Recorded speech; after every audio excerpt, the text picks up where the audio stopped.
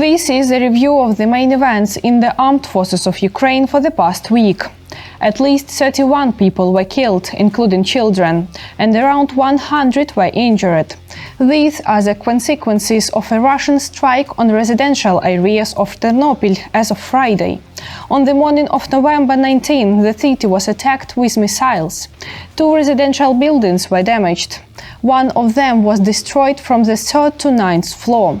Last week, terrorists continued shelling Ukrainian cities, targeting civilians' infrastructure, as well as heat and energy-generating facilities.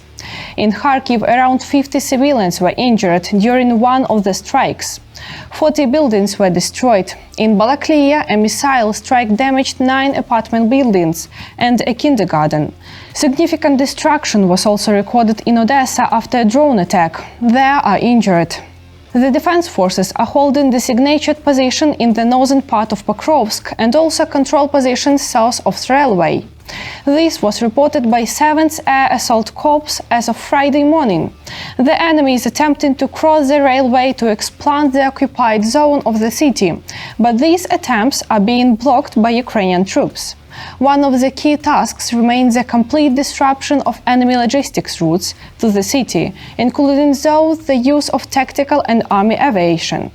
This week, Commander-in-Chief Oleksandr Syrskyi visited the Pokrovsk direction. He held a meeting with unit commanders defending the area. Special focus was placed on comprehensive support of Ukrainian forces and disrupting enemy logistics. The General Staff also refuted Russian claims about the alleged full capture of Kupiansk in Kharkiv region and Yampil in Donetsk region. Kupiansk remains under control of the defense forces of Ukraine. Search and elimination of enemy sabotage groups continues in the city and surrounding areas. A similar situation is observed in Yampil. Ukraine plans to purchase from France 100 Rafale F4 aircraft, air defense systems, air-to-air missiles and aerial bombs. A declaration of intent was signed this week by the President of Ukraine and France. According to President Volodymyr Zelensky, the agreement is historic and is intended to last for 10 years. Ukraine and France will also jointly produce interceptor drones and develop critical technologies. Joint defense project will begin as early as this year. France will also provide an additional military aid package to Ukraine by 2026. Spain will provide a new aid package worth 615 million euros. The funds are expected to be allocated within a month. This was announced by the Prime Minister of Spain during a meeting with President Zelensky. The package included 100 million euros for NATO's program to purchase United States weapons for Ukraine, as well as IRIS-T missiles. Estonia has decided to allocate 3.5 million euros for the purchase of Starlink satellite systems. This equipment will enhance the stability and security of communications for Ukrainian frontline units. This week, the defense forces used ATACMS tactical missile systems to carry out precision strikes on military targets inside Russia.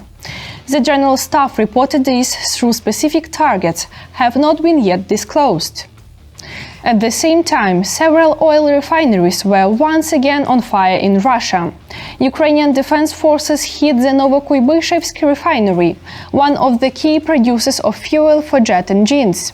The Ryazan refinery was struck for the second time. It is one of the largest in Russia and produces aviation kerosene. In addition, a drone storage base of the Rubicon unit and a fuel pumping station in the temporarily occupied Donetsk region were also hit. F-16 fighter jets, which appears in Ukrainian skies in August 2024, have already intercepted over 1,300 enemy air targets.